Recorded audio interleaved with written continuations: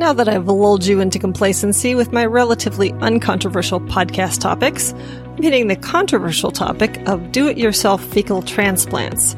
This has been going on for almost 10 years with techniques and do-it-yourself videos shared on the internet.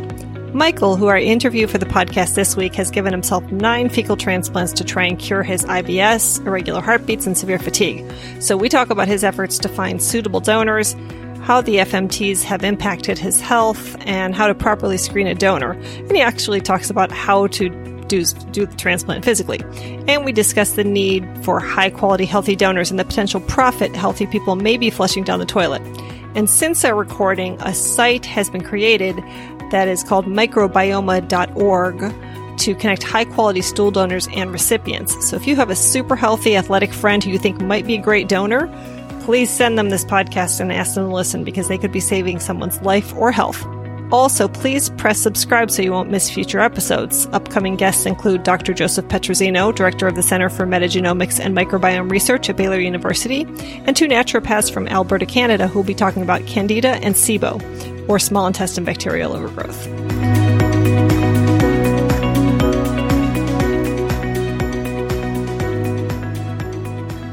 Hi, everybody. This is Lindsey Parsons with The Perfect Stool. And today I'm talking to Michael from Riverside, California. And Michael is a many-time do-it-yourself fecal transplant experiencer. He has done it 9 times to himself in efforts to cure some health problems. And so thank you, Michael, for talking with me today. Yeah, sure. So can you tell me first about your health problems and when they started? They started, they came on gradually since I was a kid. I can't really pin it down to any one point because, I was never like in perfect health. I can always remember like some thing here and there that I was having issues with since I was like 5 or so. But, the fatigue came on a little stronger around 14 years old. Fatigue? Yeah. Mm-hmm. And I was getting some heart problems as well, like irregular beats, and I was having irritable bowel syndrome around that time as well. And how did that manifest itself? Well, I know that there's both constipation and diarrhea. Did you alternate, right. Or did you have both, or one or the other?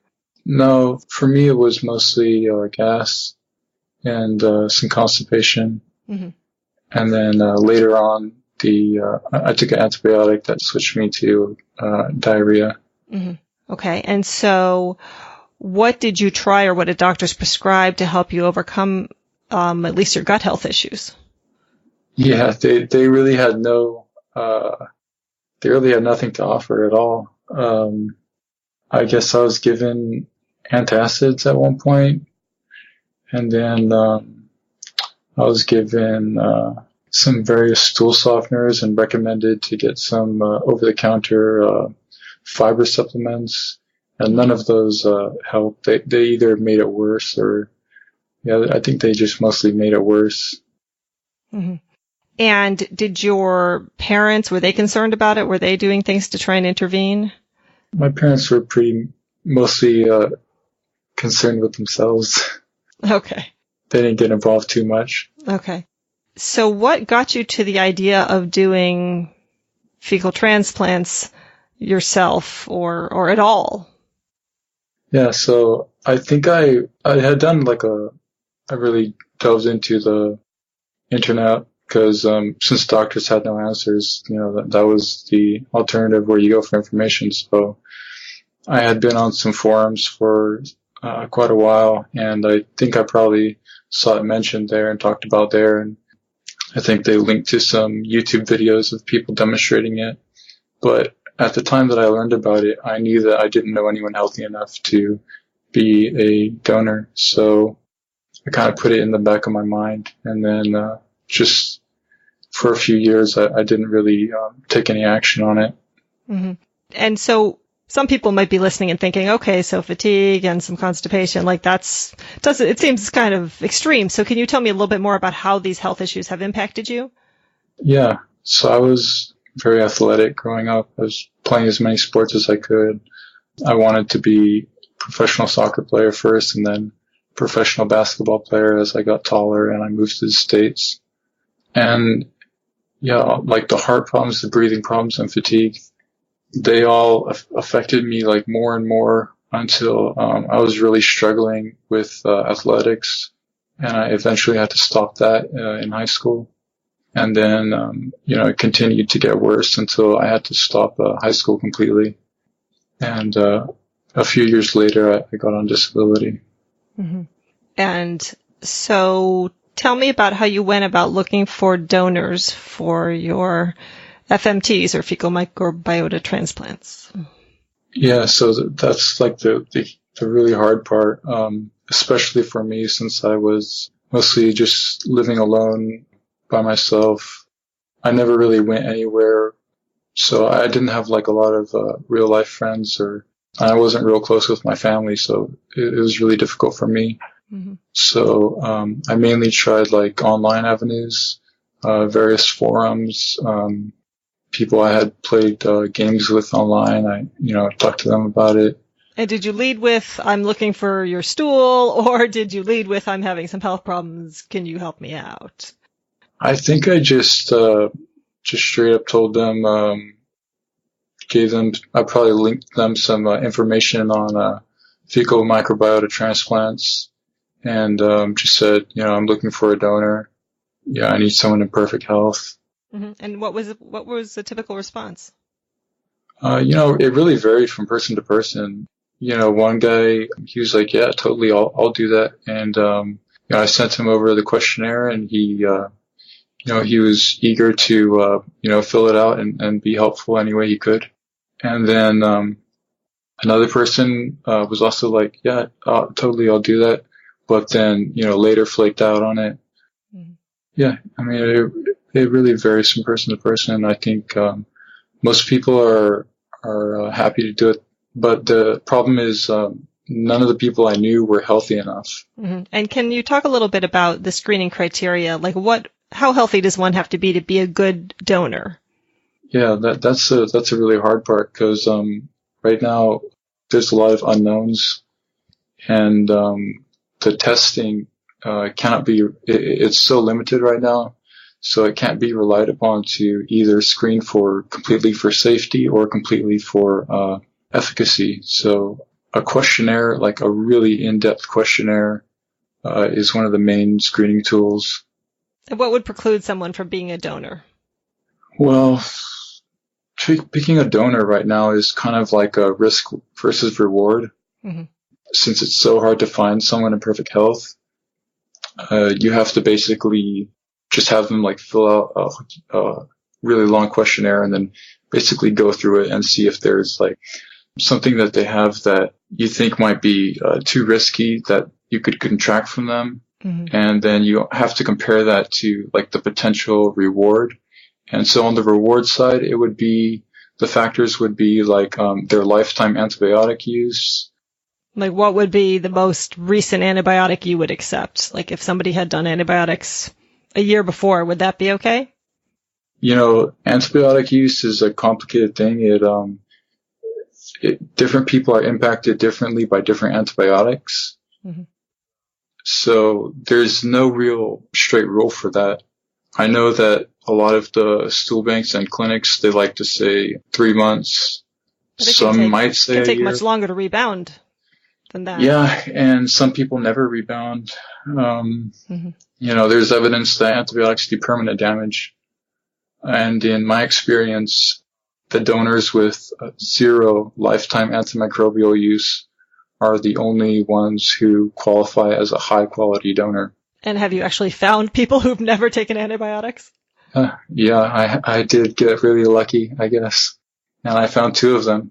Yeah. And yeah, they were like much, much more effective than people who had taken antibiotics. And were they young? Is that how they'd managed to never take them?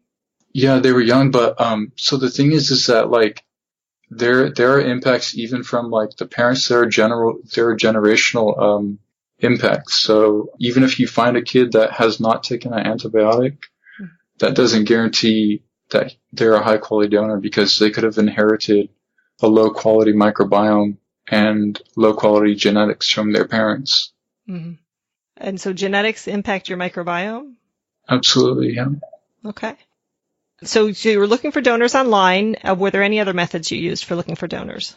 Yeah, I printed out some flyers and I went to my local universities. I tried to go either to the like athletics fields, like track and field, or like outside the gym, and I would kind of just sit around and try to spot people who look like exceptionally healthy and athletic, and then I would go up to them and hand them a flyer. And what was the response from that? Basically, like if I would chat to people, like I was like super fatigued, so chatting with people was like really difficult for me. Even like going out was really difficult for me, and I couldn't do it that much. But when I would talk to them, they would seem like fine with it. They would just never get back to me. Mm-hmm. And then basically I probably handed out over 60 flyers to like really healthy, athletic looking people. Mm-hmm. And I only got one response. And did that person become a donor? Yep. They donated one time. Mm-hmm. And they seemed really effective. They were really friendly. Mm-hmm. But for some unknown reason, they stopped responding and they only donated that one time. Mm-hmm. And what about a donor related to, say, STDs and that sort of thing? Presumably they can't have any of those. Yeah, absolutely. You would want someone with no STDs. Yeah. And so how, if somebody's young and sexually active, can you feel safe that they may not acquire one between when you've last spoken to them and... Yeah, absolutely. Were you requiring any kind of testing or asking that they see their doctor and do tests before they gave? For me, it was just that one donor. Mm-hmm. And I had like screened them through my questionnaire first. Mm-hmm. And from that, I didn't see any risk factors. Okay. Like they were in a monogamous relationship or not in a relationship or... Right, not in a relationship. They were not sexually active with any partners. Okay. So yeah, I didn't bother with that, but otherwise I would typically want them to go to a, local STD clinic and get, free testing. Right. And you weren't paying for any testing for your donors, correct? Yeah, I did not because I'm super poor. Right. And that's presumably why you never looked at or didn't consider going to one of the clinics that do this overseas or... Right. So there's a couple reasons for that. The one is they're very expensive. The other factor is that they do not give quality info on their donors. Mm-hmm. So you can't determine whether their donors are safe or effective. They will not, they've pretty much all, I've contacted most of them and they've all refused to give out information on donor quality. Mm-hmm. Meaning what their screening criteria is? Yeah, they won't say what rules out a donor. Mm-hmm. So yeah, like what we need from them would be like the in-depth questionnaire that I would put my donors through, mm-hmm. and they won't give out that kind of information. Mm-hmm. Got it. Okay, and so you successfully found 9 donors. How long did it take you to find the first one? The first one I was probably searching for maybe 6 months to a year. And then I kind of I wasn't really on great terms with my family, but I finally just reneged and contacted them, and so that's where I found the first 2 donors. They were both nieces and nephews. Mm-hmm. And then the subsequent donors were, well, we know you found one from athletic, from your outreach. To how about the others? The third donor, I got kind of lucky with they were someone I was getting raw milk from. Mm-hmm. So it was a kid from the family I was getting raw milk from. And then the fourth donor was the college athlete. And then donor 5 was one of my online friends who I had previously ruled out because of various risk factors. I knew him to be a low quality donor, but I was so desperate at that point that I did it anyway. Mm-hmm. And I did pay the price for that. I did contract some new problems. Tell me about those in a minute. But first, so the rest of the donors, where did you find them? I found 2 more donors online on a Reddit forum. Mm-hmm. And then the let's see, 8th and 9th donors were both from the RDS clinic in Florida. So how does that work? You basically contact them and no doctor is allowed to do fecal microbiota transplants for anything other than C. difficile in the U.S. Mm-hmm. So they will refer patients directly to the donors, mm-hmm. and then you'll get the stool from the donor. The donor will send it on dry ice, and then you do it yourself. And do you have to pay those donors? Yeah, it's about $80 per infusion, and then the dry ice shipping is the expensive part. It's like $160. Okay, got it. And it's just one infusion.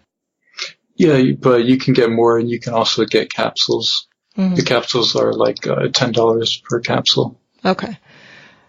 Please excuse my brief mid-podcast break, but I wanted to let you know that if you're struggling with weight and/or health problems, my specialty is helping clients break the cycle of yo-yo dieting to lose weight and keep it off for life and improve health problems naturally. I help people understand and address the root causes of health problems that the modern medical system can only put a Band-Aid on to help reverse or prevent chronic illness. So this includes autoimmune and digestive issues, cardiovascular disease, reversing prediabetes or type 2 diabetes, thyroid problems, eczema or unexplained rashes, or really any unexplained health problem.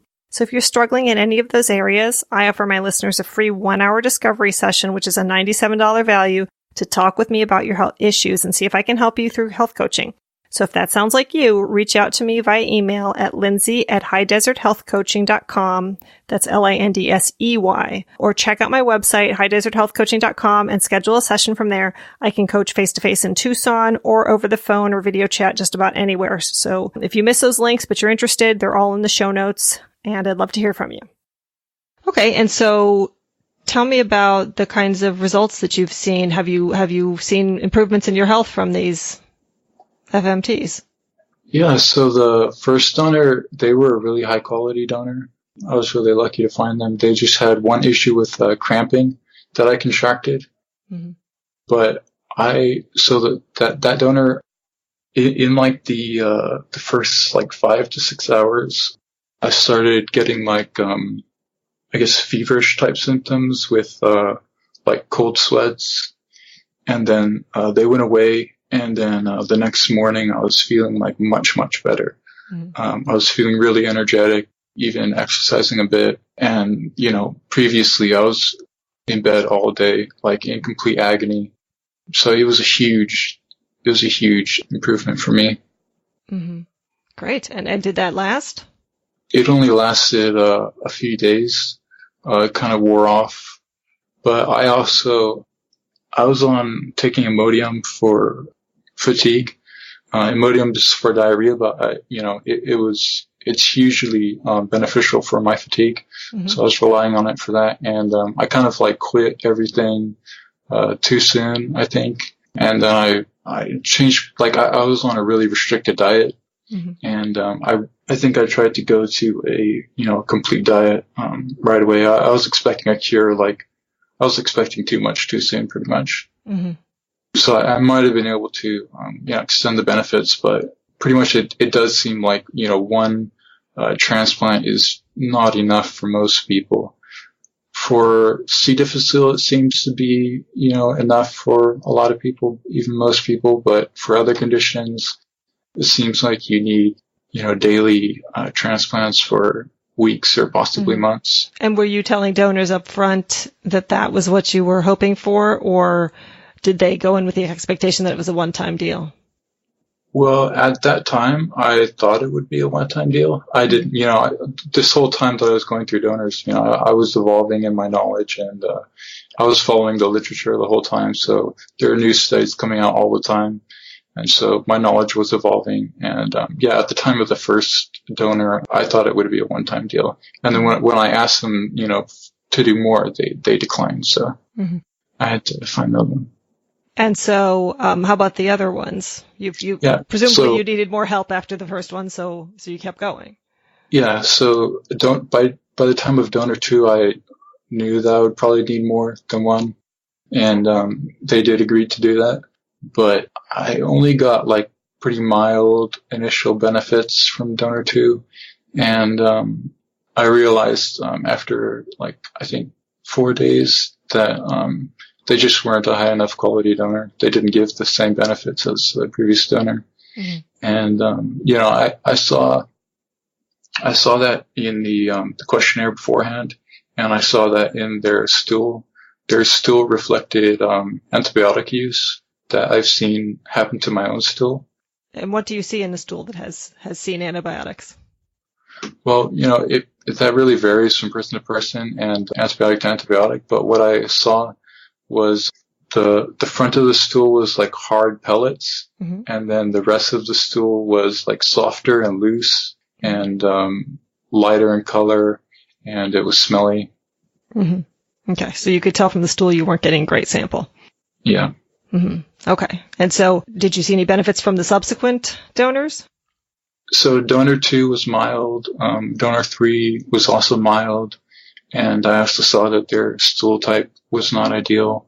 And we're shooting for a 3 or a 4, or what are you shooting for on the Bristol stools chart? Yeah, so at this time I had no idea how important stool type was, and so I wasn't really going for anything. I just... But now what would you say? Now it seems like high quality donors have type 3 stools only. Okay.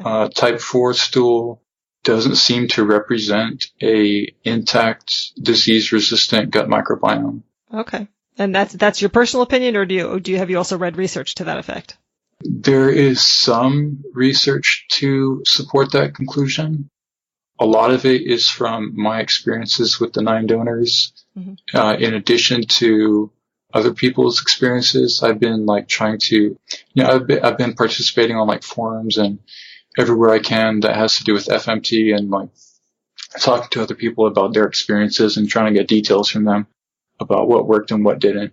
And so from all of that together, it seems like type 4 just is not when you look up the Bristol stool chart, it shows type 3 and type 4 as good. Mm-hmm. And that's what's used as the official standard, mm-hmm. but it's not really based on any evidence as far as I know. It's kind of just intuition. Okay. So yeah, from experience, it seems like type 3 is the only good one. Okay. So have you had some positive effects from the remaining FMTs? Yeah, so donor 3 was also mild. Donor 4 was the college athlete, and that was highly effective. I had taken, prior to that, I had taken an antibiotic called Flagyl or metronidazole, mm-hmm. and it did damage to my tendons and my skin. It made my skin kind of look older and wrinkly, and took sun damage really easily. And it seemed like the one from the college athlete started to reverse that damage, but it was only one. I only did one effusion from them, so it wasn't that much. Mm-hmm. And then, were you giving time between these different donors to see if it would take effect over time? Yeah, absolutely. Yeah. Over what period of time did you do these 9 transplants? Let's see. The first one was in July of 2016, mm-hmm. and the 9th one was, October 2018. So for a period of 2 years. Okay. So you can go on about the benefits. So after the athletic guy, how did you feel different? I got just kind of all around boosts. There was an initial period again, the same with donor 1, where there was an initial period where it feel it caused some reaction, and I got kind of worse. Mm-hmm. But that was really temporary, only for 6 hours. Mm-hmm. And then I clearly started seeing benefits. And that's probably some sort of a die-off reaction of the pathogenic bacteria, don't you think? Yeah, I don't really like the word die-off. Okay. Probably some kind of immune system stimulation. Mm-hmm. Yeah, some kind of, changing of the guard. New guys come in, kick out the old. Mm-hmm. Yeah. Okay. Why don't you like the word die-off? Well, because I've seen people, use it inappropriately, I feel. Mm-hmm. For example, it seems like people take stuff that's harming them, and, other people are hey, it's just die-off, keep doing it. Mm-hmm. And I've had people encourage me to continue doing things that I knew were clearly harming me. Mm-hmm. And they were saying, no, it's just die off, keep doing it. And I did keep doing it, and it kept harming me. Yeah. And that happened, many times with many things. So. Okay. And then, and what about the later donors, 6 through 9? 6 through 9, I got some initial improvements, like they were very mild from number 6. I was finding out because donor 5 was one who gave me new problems and like new food sensitivities, and they were kind of severe. And so I was dealing with figuring those out at the same time that I was trying donor 6. But I did get some like mild improvements from donor 6. Mm-hmm. And I don't think I got any improvements from donor 7. I wouldn't have chose to do donor 7. I just was desperate again. Mm-hmm. And even donor 6, I knew they weren't ideal, but they didn't seem to have like any risk factors, so I tried them anyway. Mm-hmm.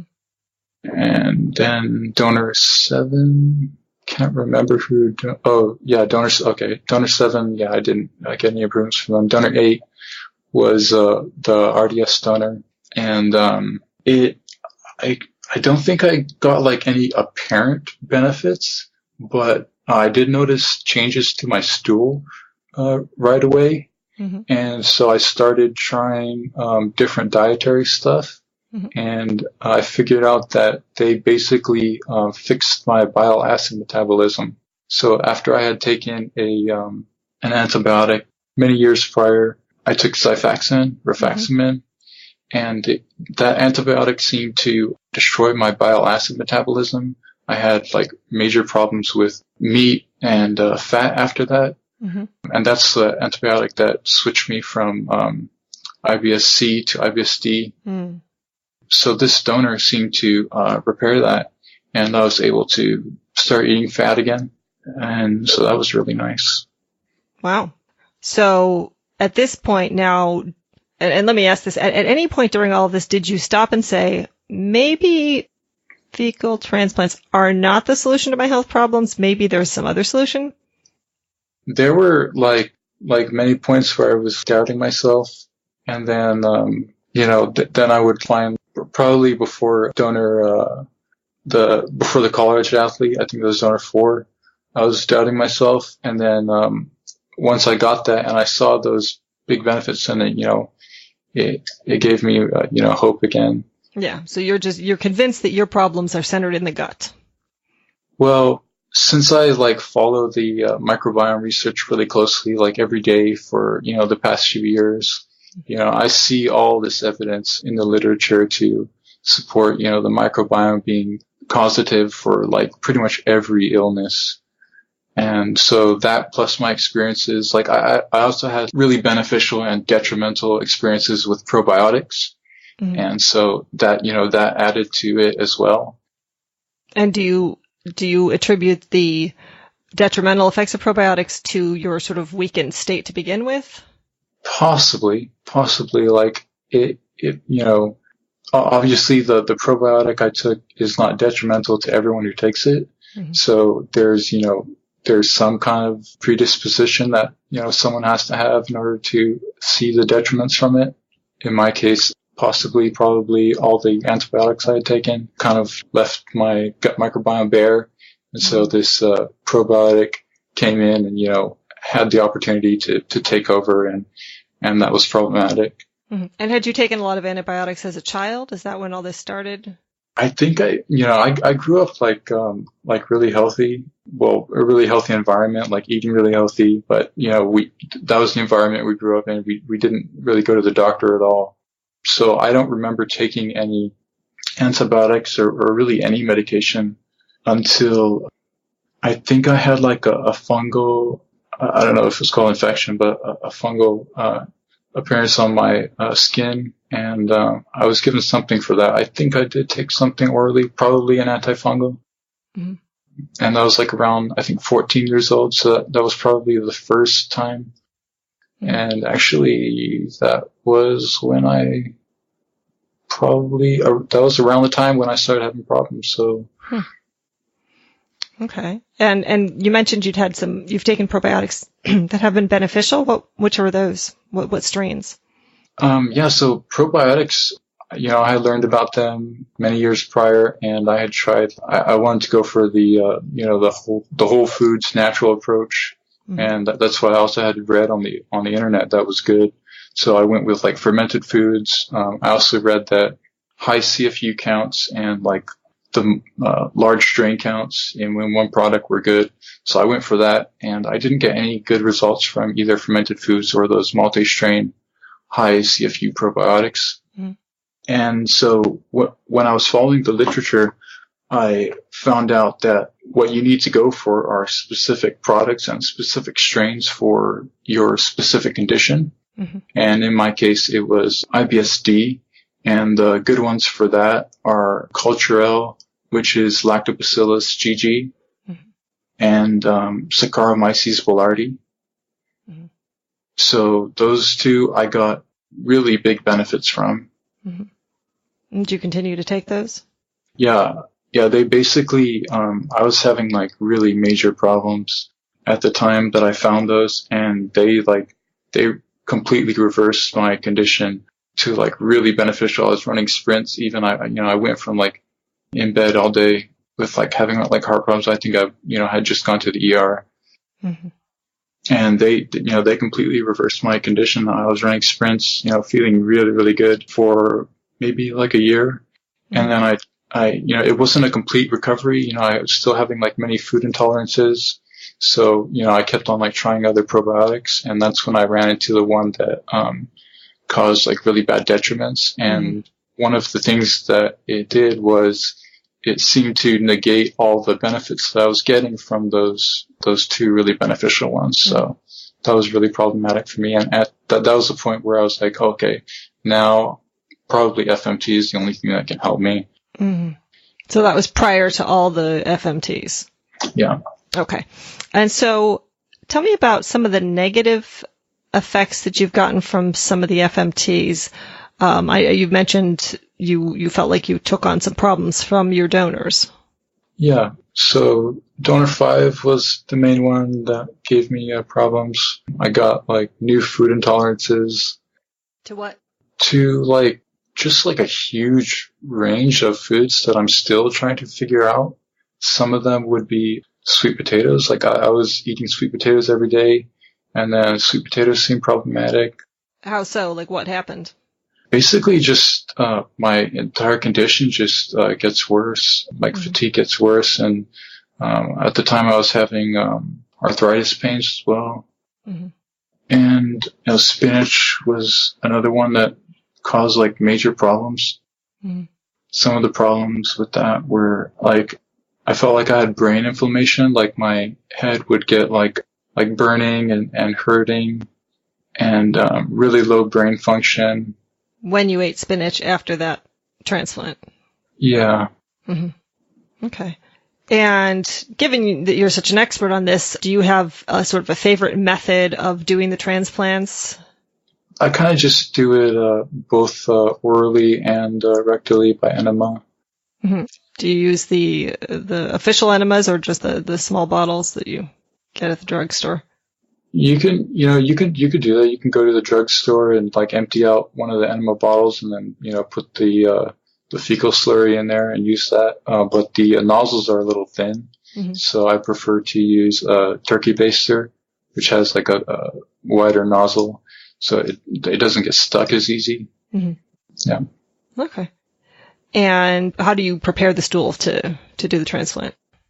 Basically, the donor just goes in a Ziploc bag, and then they need to seal out the air as soon as possible, because microbes die really quick. Gut microbes die really quick when they're exposed to oxygen. Right. So it's important for them to squeeze out all the air right away, and then as soon as you can use that stool, the better. So ideally, like within 15 minutes, you can you start using that stool and like add water to it. You can just mix it up from outside of the bag with your hand, and then just dip the turkey baster in there and just infuse it. Wow. Okay. Quick and easy. Yeah. Okay. And do you have a protocol for getting it deeper into your colon? Yeah, you have to like go online and look at a diagram of the colon so you can get an idea of like how it will flow through the colon, and then you have to like lie ideally in declined positions to get it to flow through the entire colon. Mm-hmm. Okay. And can you feel it going through, or you can't really tell? You know, it really varies. Like the first time I ever did it, I wasn't really sure. Mm-hmm.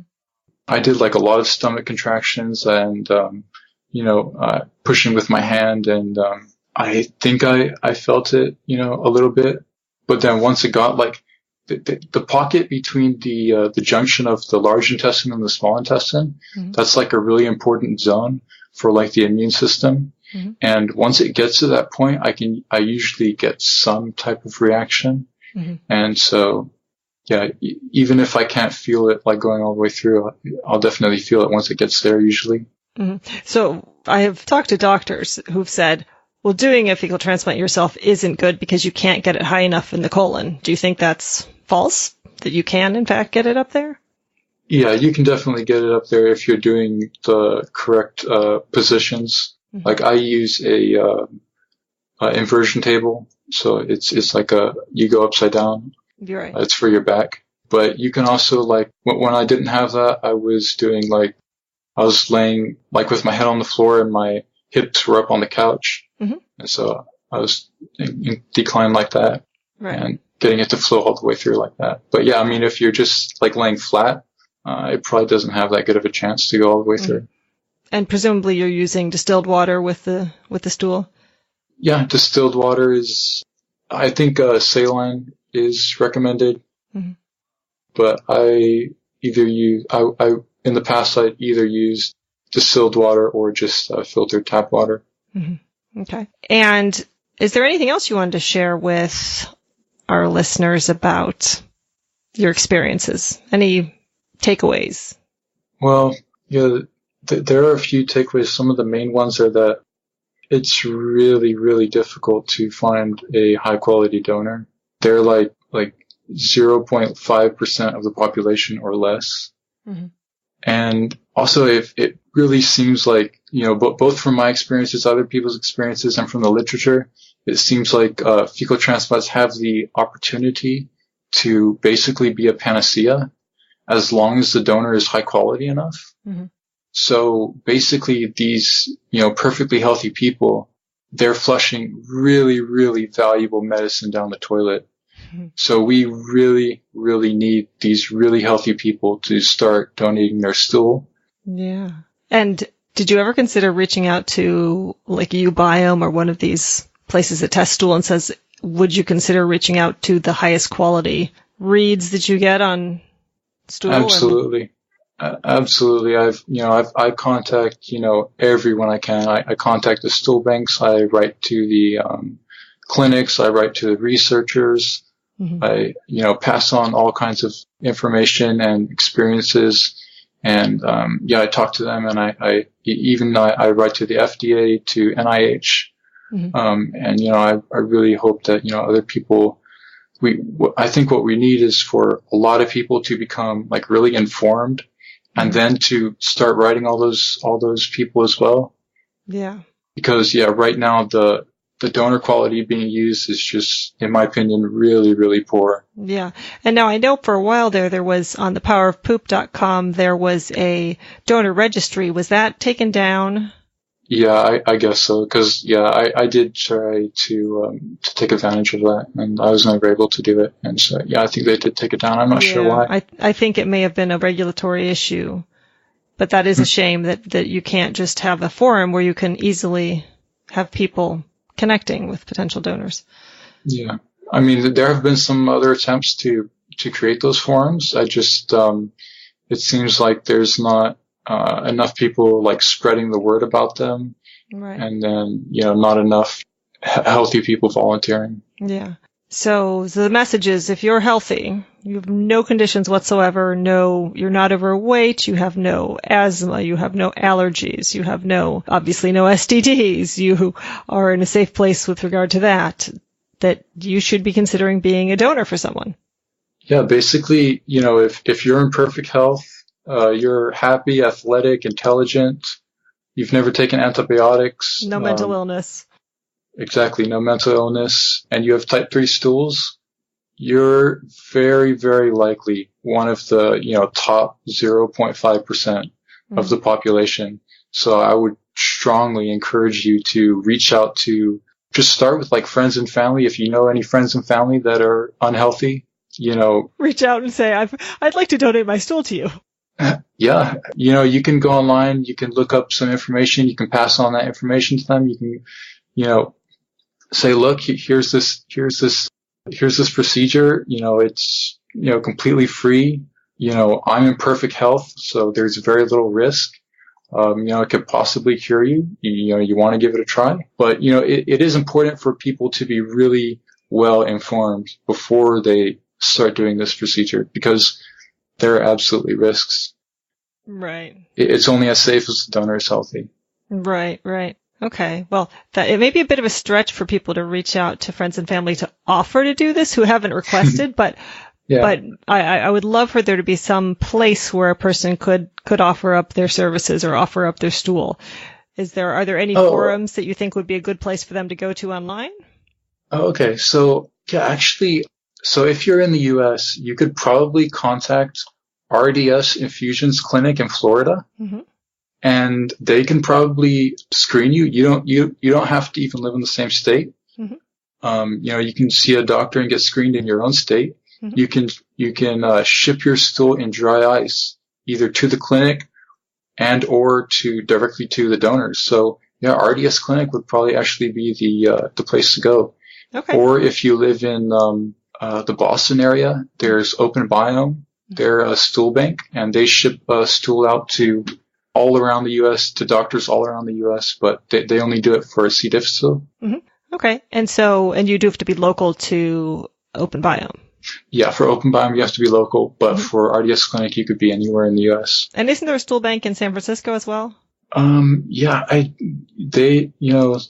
think there are some other stool banks opening around the U.S., and I'm not super familiar with them. Mm-hmm. Open Biome and RDS are the main ones that I'm familiar with. Okay, and are people paid for their stool donations at RDS? Yep. They get so if the patient orders it directly from the donor, mm-hmm. the donor gets all the money. So it's $80 per infusion and so $10 per capsule. $80 per poop, basically. Actually, it depends on how large your stool is. You could probably make multiple infusions from one stool. So. Yeah, you could possibly you're literally sitting on a gold mine there if you're a healthy person. Exactly. Okay. And then I know Open Biome pays for donations, but probably not quite so much, right?